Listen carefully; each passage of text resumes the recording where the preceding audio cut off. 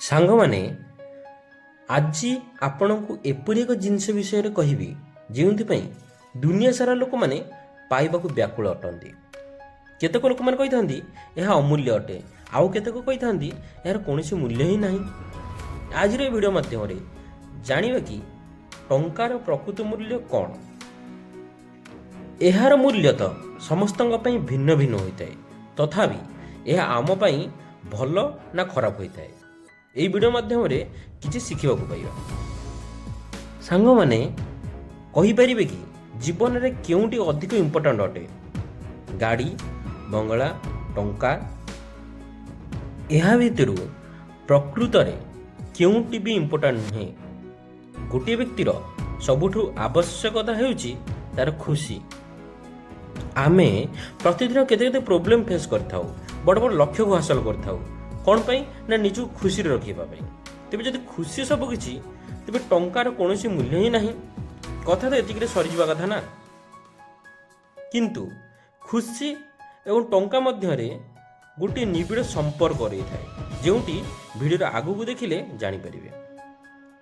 ଲୋକମାନେ କହିଥାନ୍ତି ଟଙ୍କାର ଆବଶ୍ୟକତା ତ ଅଛି ଜୀବନରେ, କିନ୍ତୁ ଖୁସିକୁ କିଣିପାରିବ ନାହିଁ। ଖୁସି ତ ତୁମର ଶୁଦ୍ଧ ମନ, ସଠିକ୍ ବିଚାର ମାଧ୍ୟମରେ ଆପେ ଆପେ ଆସିଯାଇଥାଏ। ଖୁସି ପାଇବା ପାଇଁ ଟଙ୍କା ନୁହେଁ, କାହାର ସାହାରାର ଆବଶ୍ୟକତା ଅଛି। ମୋ ମତରେ ଏହା ସତ୍ୟ ଅଟେ।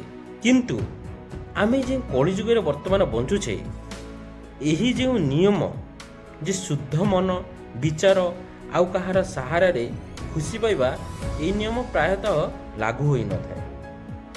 ଏଇ ଯେଉଁ କଳିଯୁଗ ଦୁନିଆ ନା, ମିଛ ମାୟାର ସମ୍ପୂର୍ଣ୍ଣ ଭାବେ ବୁଡ଼ି ରହିଛି। ଲୋକମାନେ ତୁମ ସାମ୍ନାରେ ଗୋଟିଏ କଥା, ତୁମ ପଛପଟେ ଆଉ ଗୋଟିଏ କଥା କହିଥାନ୍ତି।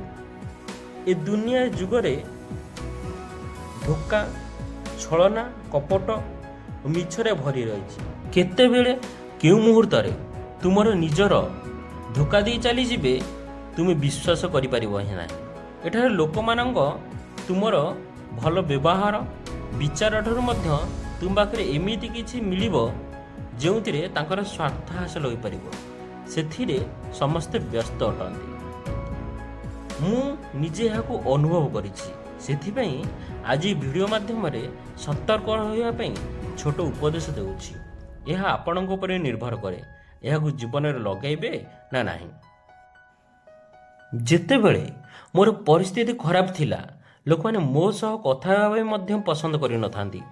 ମୋ ସହିତ ଛାଡ଼, ମୋ ପରିବାର ସହ ମଧ୍ୟ କେହି ମିଶିବା ପାଇଁ ପସନ୍ଦ କରନ୍ତି ନାହିଁ। ଆଜି ଯେତେବେଳେ ମୁଁ ଆଉ ମୋ ପରିବାର ଗୋଟିଏ ଭଲ ପରିସ୍ଥିତିରେ ଆସି ପହଞ୍ଚି ଯାଇଛୁ, ତେବେ ଲୋକମାନେ, ବନ୍ଧୁବାନ୍ଧବ ସବୁ ଏବେ ମୋ ପଛରେ ପଡ଼ିଛନ୍ତି। ଏପରି ନୁହେଁ କି ମୋ ପରିସ୍ଥିତି ଭଲ ହୋଇଗଲା ବୋଲି ପଛରେ ପଡ଼ିଛନ୍ତି, ବରଂ ମୋ ଭଲ ପରିସ୍ଥିତିରେ ତାଙ୍କୁ କିଛି ଫାଇଦା ମିଳିପାରିବ। ଆଜି ବି, ଏବେ ବି ଯଦି ମୁଁ ପୁଣି ସେଇ ଖରାପ ପରିସ୍ଥିତିକୁ ପଳେଇ ଯିବି, ତେବେ ସେହି ଲୋକମାନେ, ବନ୍ଧୁବାନ୍ଧବ ସବୁ ମୋ ଠାରୁ ଦୂରେଇ ଚାଲିଯିବେ। ଏଥିପାଇଁ ଖାଲି ଭଲ ବ୍ୟବହାର, ବିଚାର ପାଇଁ ଲୋକମାନେ ତୁମ ଉପରେ ଖୁସି ହୋଇନଥାନ୍ତି। ଏହାକୁ ପ୍ରାକ୍ଟିକାଲି ଭାବନ୍ତୁ। କ'ଣ ସତରେ ଟଙ୍କାର କିଛି ଆବଶ୍ୟକତା ନାହିଁ? କ'ଣ ସତରେ ଟଙ୍କା ତୁମ ଜୀବନକୁ ବଦଳାଇ ପାରିବ ନାହିଁ?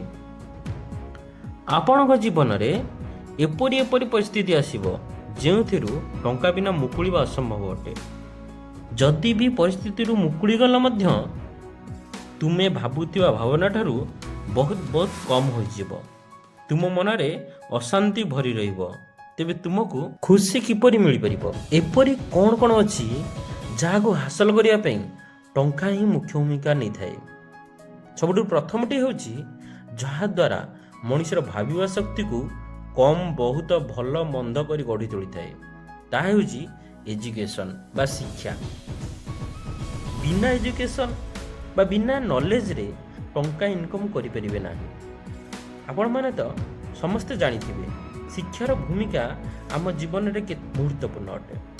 ଶିକ୍ଷା ତ ସମସ୍ତେ ଗ୍ରହଣ କରିପାରିବେ, କିନ୍ତୁ ପୁଣି ସେଇ କଥା ଆସିଯାଇଥାଏ ଯେ କେଉଁ ଶିକ୍ଷା ନେବି ଯାହାଦ୍ୱାରା ଏହି ସଂଘର୍ଷମୟ ଦୁନିଆରେ ନିଜକୁ ବଞ୍ଚାଇ ରଖିପାରିବି।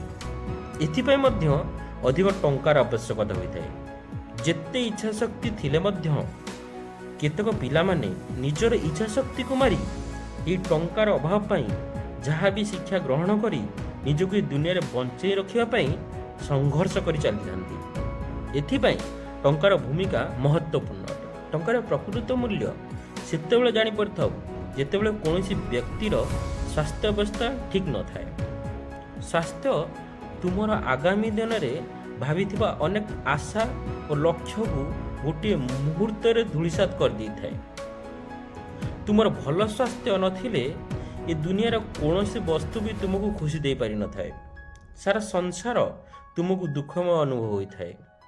ଏହି ସ୍ୱାସ୍ଥ୍ୟ କ୍ଷେତ୍ରର ସମସ୍ୟା ସମୟରେ ଯଦି ତୁମ ପାଖରେ ଟଙ୍କା ନାହିଁ ତେବେ ତୁମକୁ ଭଲ ସ୍ୱାସ୍ଥ୍ୟ ସେବା ମଧ୍ୟ ମିଳିପାରିନଥାଏ। ଟଙ୍କା ବିନା ମୁଣ୍ଡ ଉପରେ ଛାତ, 2 ଯୋଡ଼ି କପଡ଼ା, 2 ବେଳା ଖାଇବା ମଧ୍ୟ ଦୁର୍ଲଭ ହୋଇଯାଇଥାଏ। ମଣିଷ ତା ଜୀବନ ଭିତରେ କେତେ କ'ଣ ସ୍ୱପ୍ନ ଦେଖିଥାଏ।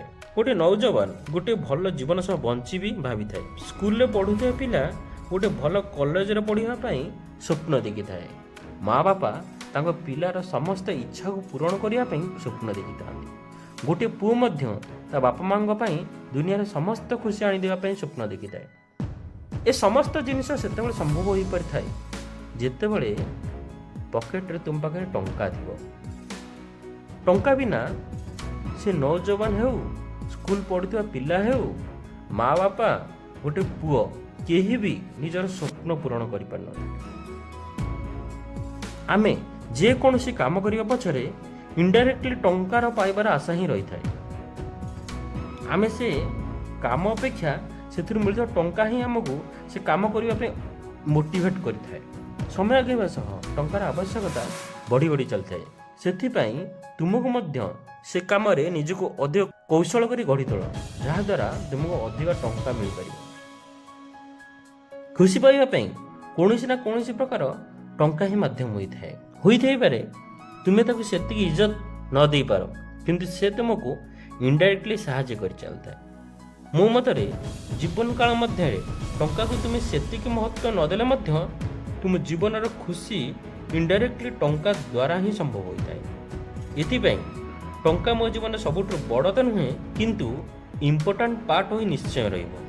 ଯଦି ଏ ଭିଡ଼ିଓରୁ ତୁମ ମନରେ ଆସୁଥିବା ପ୍ରଶ୍ନର ଉତ୍ତର ମିଳିପାରିଥିବ, ତ ଭିଡ଼ିଓକୁ ଲାଇକ୍, ସେୟାର, ସବସ୍କ୍ରାଇବ୍ କରିବାକୁ ଭୁଲିବେନି। ଜୟ ଜଗନ୍ନାଥ।